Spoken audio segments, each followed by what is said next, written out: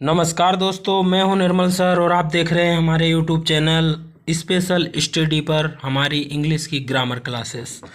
तो दोस्तों आइए हम बिना विलंब किए बिना देरी किए शुरुआत करते हैं हमारे एक आज नए टॉपिक की, जिसका नाम है प्रेजेंट परफेक्ट टेंस।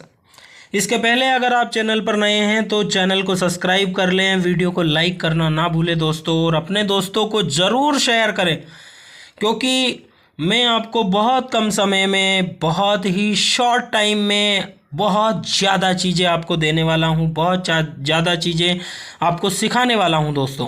तो आइए शुरुआत करते हैं।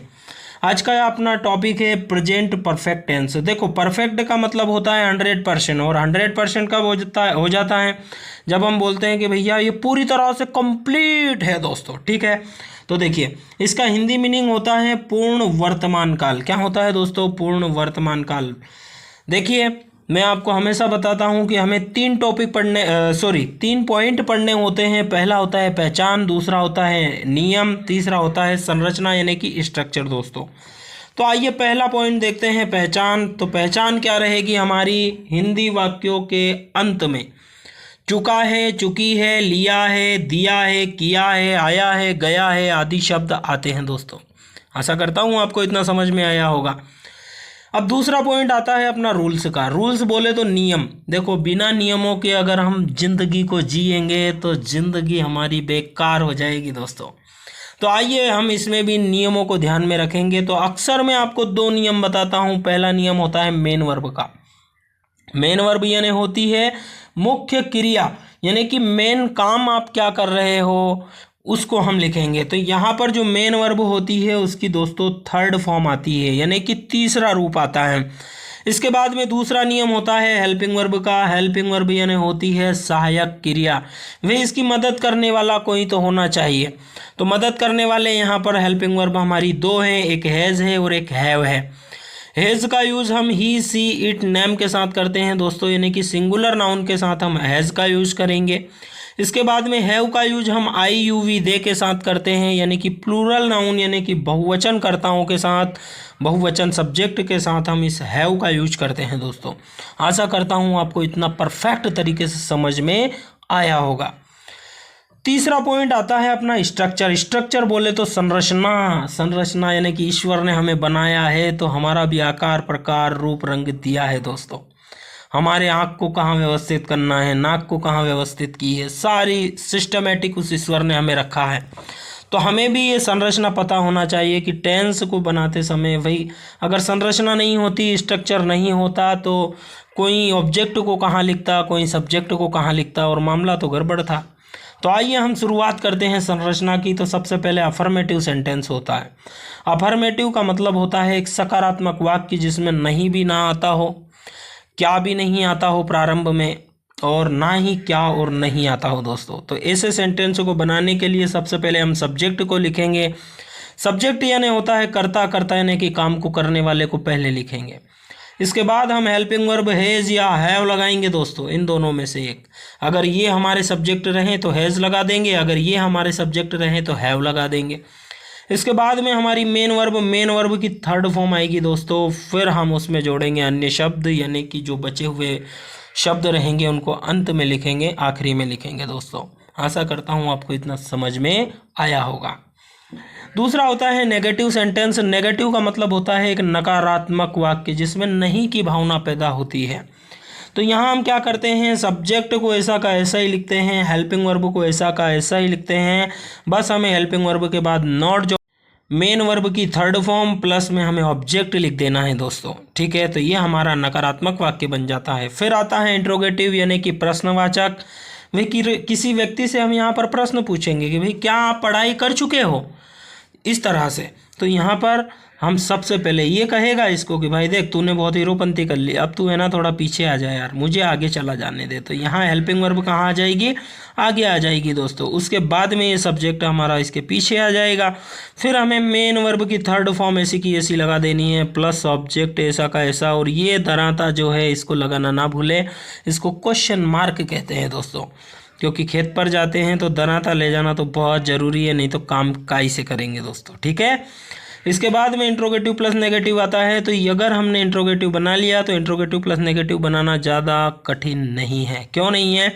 क्योंकि हेल्पिंग वर्ब तो अपनी ऐसी की ऐसी ही आ जाएगी, सब्जेक्ट भी ऐसा का ऐसा ही लिख देंगे, बस सब्जेक्ट के बाद क्या जोड़ देना है, नॉट जोड़ देना है, और मेन वर्ब की थर्ड फॉर्म ऐसी की ऐसी प्लस ऑब्जेक्ट ऐसा का ऐसा, और अपना ये क्वेश्चन मार्क लगाना ना भूले। अगर हम भूल गए तो जो कॉपी चेकर होगा वो हमारे मार्क्स काट देगा। ठीक है, तो हमें ये गलती नहीं करनी है दोस्तों। ठीक है, अब आइए हम चलते हैं सेंटेंस की ओर, यानी कि वाक्य किस तरह से इसके बनाए जाते हैं। यहाँ मैंने एक वाक्य आपके लिए लिख रखा है, वहाँ खाना खा चुका है, यानी कि बंदा बिल्कुल फ्री हो गया आप खाना खा के। ठीक है, कंप्लीट डन हो गया। देखो सबसे पहले हिंदी वाक्य के अंत में देखेंगे तो चुका है आया, हा आया यानी कि प्रेजेंट की बात हो रही, चुका यानी कि पूर्ण हो चुका है, तो पूर्ण के लिए हम कंप्लीट यानी कि परफेक्ट लिखते हैं, तो हमारा प्रेजेंट परफेक्ट टेंस होता है दोस्तों। तो इसके लिए हमें अफर्मेटिव सेंटेंस बनाना है, तो हम क्या करेंगे, सबसे पहले हमें सब्जेक्ट लिखना है। सब्जेक्ट कौन है, वहाँ है। अब वहाँ देखो सी के लिए भी वहाँ लिखते हैं, ही के लिए भी वहाँ लिखते हैं, लेकिन अगर बॉयज़ है तो उसके लिए ही लिखेंगे, और गर्ल्स है तो उसके लिए सी लिखेंगे। यहाँ हमें अंत में देखने पर पता चल रहा है कि ये बॉयज़ की बात हो रही है, तो इसके लिए हम ही लगाएंगे दोस्तों। क्या लगाएंगे, ही। अब इसके साथ हेल्पिंग वर्ब हम हैज़ हैव लगाएंगे। अब हैज़ हैव ही के साथ क्या आती है, तो मैंने आपको बताया था कि ही सी इट नेम के साथ हमें हैज लगानी है, तो हम इसके साथ क्या हेल्पिंग वर्ब जोड़ देंगे दोस्तों, हैज जोड़ देंगे। ये मैंने हैज जोड़ दी। अब बात आती है मेन वर्ब की। मेन वर्ब क्या है, ये खाना है। देखो कंफ्यूज मत होना, ये खाना है आपका इट वाला, यानी कि जिमने वाला। ठीक है, तो जिमने वाले खाने के लिए हम क्या लिखते हैं दोस्तों, इट लिखते हैं, और हमें यहाँ पर इट की कौन सी फॉर्म लिखनी है, थर्ड फॉर्म लिखनी है, तो हम यहाँ इसे इटन लिख देंगे। क्या खाया, तो खाना ही खाया, भोजन खाया, यानी कि परोसे हुए खाने की बात हो रही है, तो उसको बोलते हैं दोस्त फूड, तो हमने ये फूड लिख दिया। ये हमारा सेंटेंस पूरा होता है। अगर हम नेगेटिव बनाएं कि वहाँ खाना नहीं खा चुका है, तो क्या बनेगा दोस्तों, तो हमारा सब्जेक्ट ऐसा का ऐसा ही आना है। इसके बाद में हेल्पिंग वर्ब यानी कि है जैसा कि ऐसी ही आ जाएगी दोस्तों। उसके बाद हमें क्या जोड़ना है, नॉट जोड़ना है, तो नॉट को जोड़ दें। उसके बाद में मेन वर्ब की थर्ड फॉर्म जो कि अपने पास में लिखी है, ईटन, हम लिख देंगे। इसके बाद में अन्य शब्द हमारा कौन है, तो फूड है साथियों, तो ये हम यहाँ फूड लिख देंगे। आशा करता हूँ आपको इतना समझ में आया होगा। इसके बाद में इंट्रोगेटिव सेंटेंस होता है, यानी कि प्रश्नवाचक। क्या वहाँ खाना खा चुका है, इस तरह से हम क्वेश्चन करेंगे। क्या पहले आएगा, तो क्या करेंगे, स्ट्रक्चर को देखेंगे। इंट्रोगेटिव का स्ट्रक्चर क्या कह रहा है, सबसे पहले हेल्पिंग वर्ब को यानी कि इस हैज़ को हम कहाँ लिखेंगे, आगे लिखेंगे दोस्तों। ये हमने आगे लिख दिया। इसके बाद में हमें सब्जेक्ट लगाना है, सब्जेक्ट हमारा ही है, इस ही को हम यहाँ लिखेंगे।